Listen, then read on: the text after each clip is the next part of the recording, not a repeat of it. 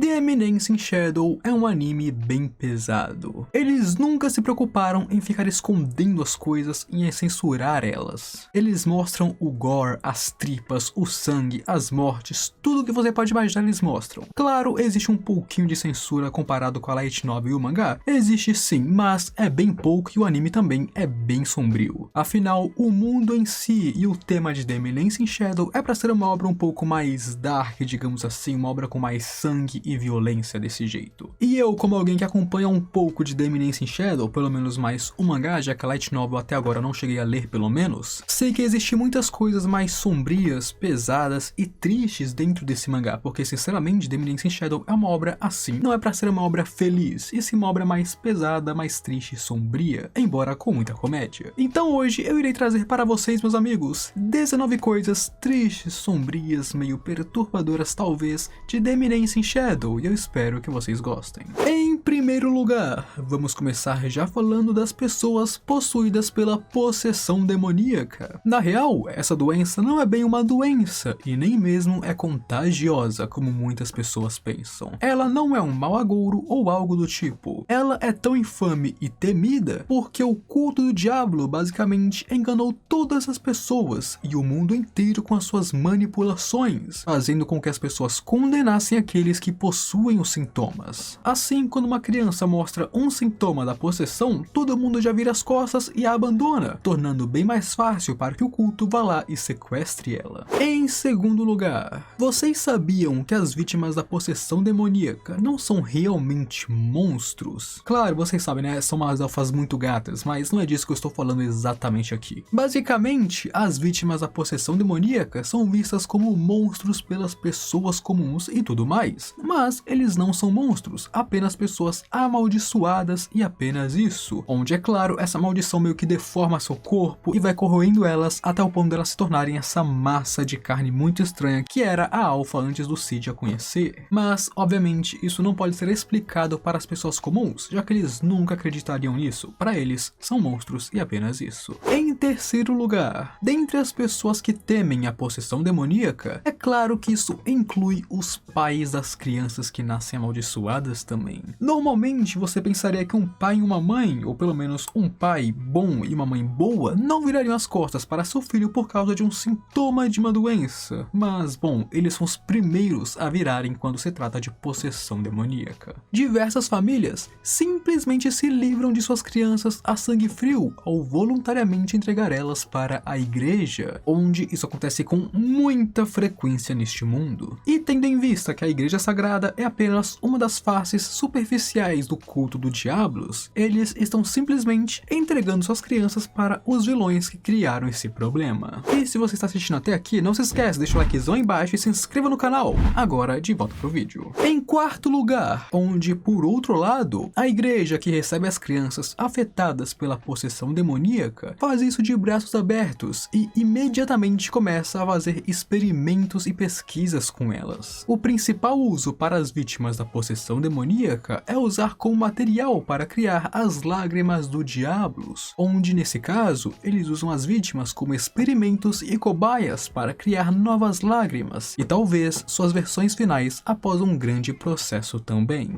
Em quinto lugar, onde a versão final, no caso acima das lágrimas do Diablos, existe algo em um nível superior que usa muito mais poder, tempo e recursos para ser feito, ou seja, muito mais vítimas também. E essas são as 12 pílulas chamadas Pérolas do Diablos. As pílulas do poder que simplesmente garantem imortalidade para aqueles que a consumirem. Onde inclusive essas pílulas são tão difíceis de serem feitas e tão caras de serem feitas que são muito pouco produzidas, por isso apenas o número 12. E claro, por causa do quão raras elas são, as pessoas usam elas como moedas de troca. Por exemplo, para recrutar pessoas muito poderosas para dentro do culto do Diablos. Eles usam essas pílulas como incentivos, oferecendo a imortalidade através do poder que eles estão recebendo. E foi assim que eles criaram os seus cavaleiros principais e seu principal poder, no caso, os Cavaleiros da Rodada. E em sexto lugar, uma coisa bem interessante é que o principal poder do culto do Diablos, que são os Cavaleiros da Rodada, na verdade são uma referência aos Cavaleiros da Távola Redonda. Basicamente, o nome em inglês se chama chama Knights of Round Table, que no caso são os Cavaleiros da Tábua Redonda, enquanto os 12 Cavaleiros de Dancing Shadow se chamam The Knights of Rounds, só faltando o table no final. Além disso, também são 12 pessoas que se sentam em uma mesa redonda, então sim, é uma referência direta à mitologia do Rei Arthur.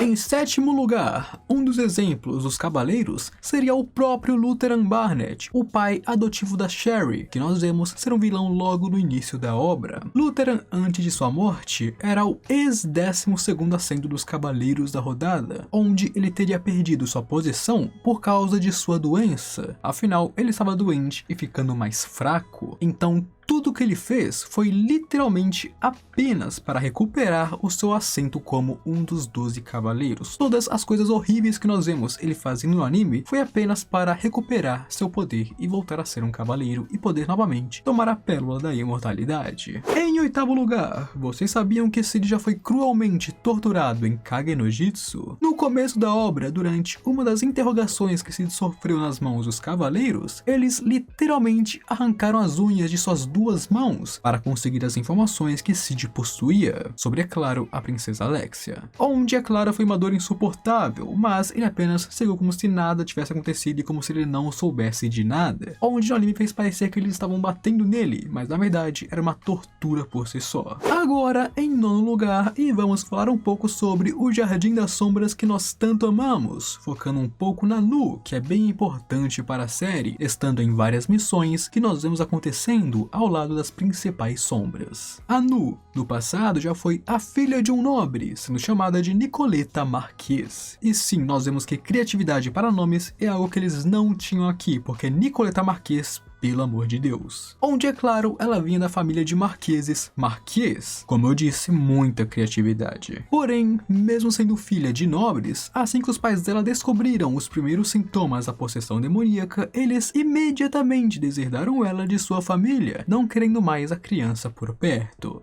Em décimo lugar, onde após deserdar Nu após ver os sintomas de possessão demoníaca em seu corpo, o pai de Nu pagou para o culto do Diablos para que eles pegassem ela dali e a levassem para longe dele, o mais longe possível. Junto disso, ele também criou uma falsa história de que, na verdade, ela morreu por conta de uma doença terrível, para que assim sua reputação não caísse. Para você ter noção, eles até mesmo fingiram um funeral para sua filha que não estava morta, e sim que eles venderam para o culto do Diablos para não manchar sua reputação. Eles mataram, entre aspas, a sua filha para que a família não ficasse com a mancha de uma criança da possessão demoníaca nasceu ali. Tudo isso apenas para não admitir publicamente que sua filha ficou doente. Seguindo para o 11º lugar, porém o mundo dá voltas e com o tempo a Nu acabaria por entrar no Jardim das Sombras e receberia um novo nome dado diretamente por Cid. Agora ela é a interrogadora oficial do jardim, torturando e quebrando suas vítimas para conseguir informações delas. E claro, ela faz tudo isso sem piedade alguma, assim como todos os outros membros do jardim. Afinal, após passar por tantas coisas, isso mudaria as pessoas, seja para o bem ou para o mal. Em 12º lugar, e agora falemos do Demônio Branco, também chamado de Cão de Guarda da Torre Vermelha. Ele era o cão de guarda da Torre Crimson da Cidade Sem Lei, que tentou impedir que o Jardim das Sombras entrasse na torre durante os acontecimentos da cidade, e claro, falhou miseravelmente. No passado, originalmente, ele serviu como o cavaleiro capitão de algum reino não nomeado para nós, mostrando que em algum momento ele já teve um alto cargo e uma alta posição em algum reino, mas decaiu ao ponto de chegar até aqui como um cão de guarda. Em 13º lugar, porém, meus amigos, não tenham dó do Demônio Branco, porque ele não merece sua piedade. O decaimento dele para a posição de um simples cão de guarda foi até mesmo pouco. Ele merecia muito mais do que isso para vocês verem o quão imundo era este homem. Ele, quando ainda era o Capitão Cavaleiro, usava secretamente a sua posição para matar civis inocentes, apenas para ver suas caras cheias de medo e susto antes de suas mortes. Então, exatamente, ele não passa de uma corja que que merece muito ficar pior do que um cão de guarda. Eu acho que este final foi bem pouco pra ele merecia sofrer um pouquinho mais. Em 14º lugar, e o negócio é o seguinte, meus amigos, se vocês acham que o demônio branco não podia piorar, sim, ele poderia, não se surpreendam mais. Sabemos que ele já abusava de sua posição para cometer crimes, mas eventualmente ele acabou sendo pego no flagra por um de seus colegas, e sabendo que ao ser descoberto as coisas ficariam bem ruins para ele simplesmente matou a todos. Ele aniquilou a Ordem dos Cavaleiros, da qual ele comandava e fazia parte, matando todos os soldados que seguiam ele e confiavam nele antes de fugir do reino. Tudo isso porque ele é louco e um psicopata. Onde após isso, é claro, ele iria ir para a cidade sem lei e lá se tornaria o cão de guarda da torre. Em 15º lugar, e vocês se lembram da Maria, amigos? A garota que possui uma taverna e trabalha como uma bartender no reino de Oriana? Então, embora ela seja a bartender de sua própria caverna, ela tem um passado bem paia para a tristeza dela. Quando Maria tinha 13 anos de idade, ela foi vendida com o propósito de se tornar uma acompanhante noturna na cidade sem lei, onde infelizmente isso durou por muito tempo, até acontecer alguns acontecimentos que libertaram ela desse destino e ela pôde abrir sua pousada no reino de Oriana. Em 16º lugar, e agora vamos voltar para o Jardim das Sombras, que eu tanto gosto, mais especificamente para a Epsilon. A Epsilon, na verdade, vem de uma família nobre. Ela era criança de uma nobre família élfica, onde é claro que sua família, sendo os nobres corruptos e horríveis como eles são, mesmo que sejam elfos, abandonaram ela imediatamente após descobrirem que ela possuía a possessão demoníaca. Onde é claro que você vê agora que isso não se aplica apenas à raça humana, não importa de onde você venha e de qual raça você seja, eles viram essa doença, eles te abandonam imediatamente. Até mesmo os nobres elfos irão se livrar das crianças que possuem a possessão demoníaca. Em 17º lugar, e falando sobre nobres como a Epsilon, nós temos a Rose Oriana, que se juntou ao jardim após os vários incidentes que aconteceram também, onde é claro ela tem um certo peso. Nesse caso, a Rose não chegou a contrair a possessão demoníaca quando criança, mas ela estava planejada para ser um sujeito de testes antes mesmo de nascer. E quando eu digo que ela não contraiu a possessão demoníaca, amigos, é porque sim, ela contraiu, mas quando era quase uma adulta, ela contraiu isso agora atualmente na série porque eles plantaram isso nela, mas não foi quando ela era uma criança como aconteceu com as outras, e por isso que eu digo que é diferente. Nesse caso, agora como uma adulta, ela contraiu a possessão e então foi salva por Cid, enquanto as outras foram crianças que foram abandonadas. Mas voltando ao que eu estava falando, antes mesmo da Rose nascer, o culto do Diablos já planejava usar ela como sujeito de testes, junto com toda aquela trama que eles fizeram para tomar o seu país. Tanto que um dos motivos pelos quais eles plantaram a possessão demoníaca nela era justamente por causa disso, um sujeito de testes. Em 18º lugar, e agora vamos falar da Zeta, que eu acho que é uma das personagens que eu mais gosto, embora tenha pouco destaque na obra atualmente. A história da Zeta também é um pouco diferente das outras como a da Rose. Nesse caso, a Zeta não foi bem abandonada assim que contraiu a doença. É que assim que ela contraiu a doença, toda a